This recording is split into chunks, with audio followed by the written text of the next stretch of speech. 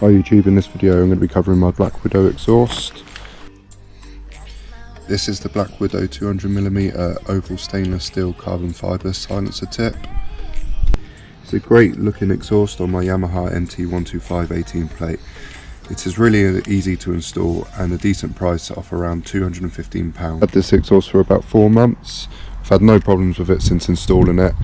It took me about an hour to 2 hours to install. I would recommend getting a friend to help you install it as the parts are quite fiddly. If you're going to buy this exhaust second hand, make sure that you've got the correct downpipes. The stock downpipes do not fit on the slip-on. I'm now doing my best to give you a sound test. The mic on this GoPro is not too great, but I hope it gives it justice.